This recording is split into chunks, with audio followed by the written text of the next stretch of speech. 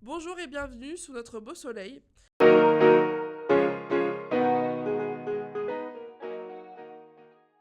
Si vous écoutez cet épisode, c'est que mon projet a enfin vu le jour. Aujourd'hui, pour cette première rencontre, je suis toute seule au micro. Parce qu'avant de vous faire découvrir des histoires des autres, il me semblait quand même important de vous raconter celle-ci, celle de la naissance du podcast. Je vous avoue que c'est un peu intimidant de se retrouver aujourd'hui toute seule devant le micro et surtout de vous donner envie d'écouter. J'espère que ça vous plaira. Je souhaite que ce podcast soit vraiment tourné vers les autres, mais aujourd'hui je suis un peu obligée de parler de moi, donc allons-y. J'ai toujours aimé écouter les autres raconter leurs histoires. Bon, c'est vrai que quand j'étais plus jeune, dans mon carnet de correspondance, j'avais souvent marqué que j'étais bavarde, dédicace d'ailleurs à mes copines de classe. Bref, qu'il s'agisse d'un parcours de vie, d'une passion ou d'une simple discussion, je trouve qu'il y a toujours du positif dans une conversation, même quand elle est banale. Alors une idée me trottait, pourquoi ne pas créer mon propre podcast?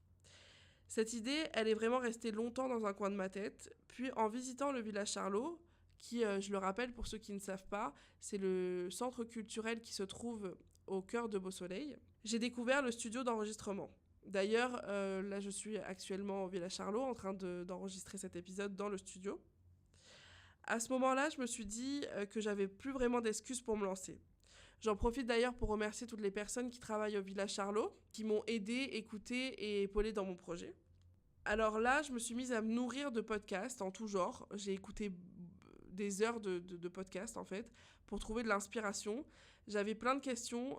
Quel serait le sujet? Quel serait le concept? Qu'est-ce que je pourrais apporter? Puis un jour, j'en parle à mon frère et il me dit une phrase qui résonne mais directement. Pourquoi tu fais pas un podcast avec les gens de Beausoleil?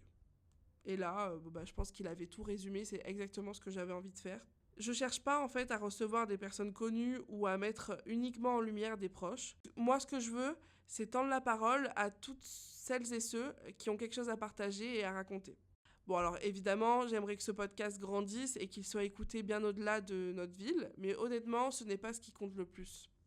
Ce que je veux, c'est conserver des morceaux de vie, créer des rencontres qui n'auraient peut-être jamais existé, partager des passions, donner envie de découvrir des personnes qui nous entourent, rencontrer nos voisins et nos voisines. Enfin, en bref, c'est un peu tout ce que je veux pour le podcast. Ensuite, il a fallu que je trouve un nom. Je vous avoue que le nom Notre Beau Soleil s'est imposé assez naturellement. Pour moi, le mot notre rassemble vraiment toutes les valeurs que je veux pour le podcast. C'est pas uniquement le mien, c'est aussi le vôtre. Il rassemble toutes celles et ceux qui feront vivre cette aventure. Et Beau Soleil, si vous suivez, vous savez que c'est le nom de la ville, donc je n'ai rien inventé. Alors maintenant, on va rentrer dans le vif du sujet. Je vais vous présenter les 5 grandes catégories que vous pourrez retrouver sur le podcast. J'ai trouvé des noms pour chacune des catégories, donc j'espère qu'ils vous plairont. Dites-moi en commentaire ce que vous en pensez. Rayon de vie, les plus belles histoires de vie, celles qui nous bouleversent et qui nous changent à jamais. Vous retrouverez aussi Jeune Ambition, qui raconte des gens passionnés par leur métier, par leur art ou leur hobby. Ensuite, il y aura Autour du soleil, sur un sujet ou en débat, vous retrouverez nos fameuses tables rondes avec plusieurs invités. Bleu local, qui rassemble les commerçants, la mairie, les associations et tout ce qu'il y a autour de la ville de Beausoleil en fait. Et pour finir, une catégorie que j'aime beaucoup, les éclipses. Des épisodes inédits, comme par exemple avec des gens qui viennent d'ailleurs, pour s'ouvrir sur d'autres horizons. En effet, même si ce podcast est basé sur les gens de Beausoleil, vous pourrez retrouver des épisodes inédits qui s'ouvrent sur le monde.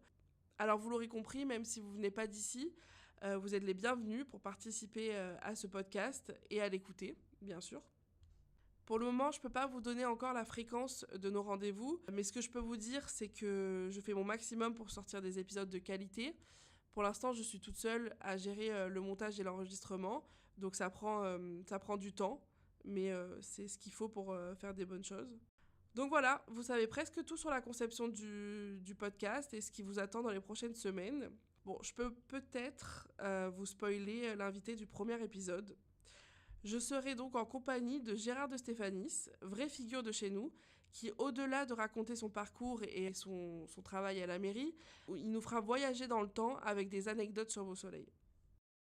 Et avant de refermer cet épisode, j'aimerais prendre le temps de remercier quelques personnes. Parce que c'est vrai qu'on dit souvent qu'un projet peut être porté par une seule personne, mais en réalité, il est toujours le résultat de dizaines de petites choses, de rencontres et de personnes qui nous construisent.